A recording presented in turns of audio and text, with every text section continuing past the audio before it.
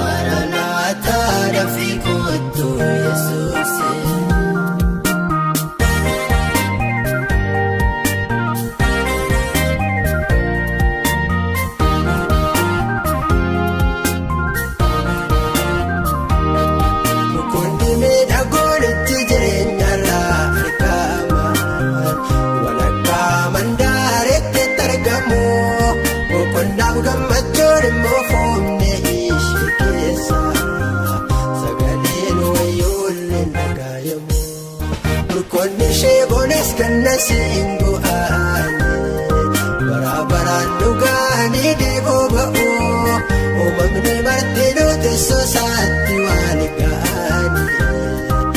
jedhuunichaan baranaa ba'oo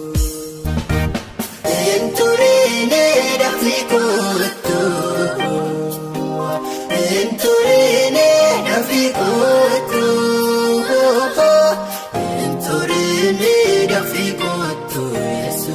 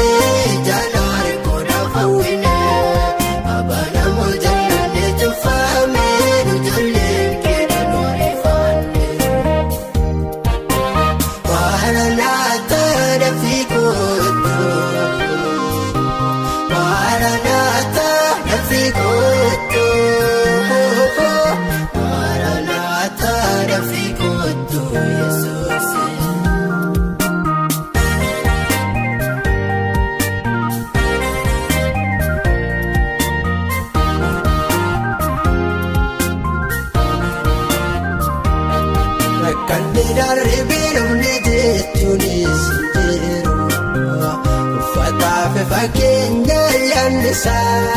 itti caala gammachuun jiraattota achi keessa adduudhaa wattoota jireenyisaa Yihuudeen Giriikii jennee qomoo wal foonii naafa hundi akka aduusaatti wal jaallata bara wal qixxummaa mirkanaa'u eegaa jirra ariifadhuun of kootu Maranaataa. Enturine dafii kootu Enturine dafii kootu Enturine dafii kootu Yesuusi eebonne osa qoraan nageenye jaalaar koodhaaf hawwine abana moojannanne tufaame ijoolleen keedhan oreeffanne eebonne osa qoraan nageenye jaalaar koodhaaf hawwine abana moojannanne tufaame ijoolleen keedhan oreeffanne Maranaataa dafii kootu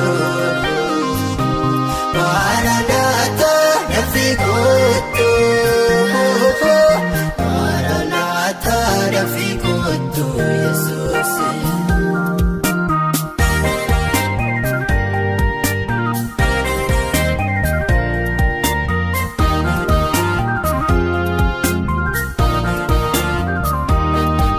Koofamnaan bulu tasumaan jiru jannatti jecha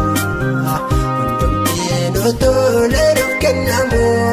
lammata bu'uuf dubbachuun deebi'een argamu dhibeen keenya sitti yaadatamu gochoo biqilfannee qilleensootarra ol barreefne addunyaa cubbutti hin qubne daawwannaa teessoo hoolichaa jala bakka buufataa godhaanne darbiilee barooma baraan jiraanna Enturine dafii kootu Enturine dafii kootu Enturine dafii kootu Yesuusi eebonne osa qoraan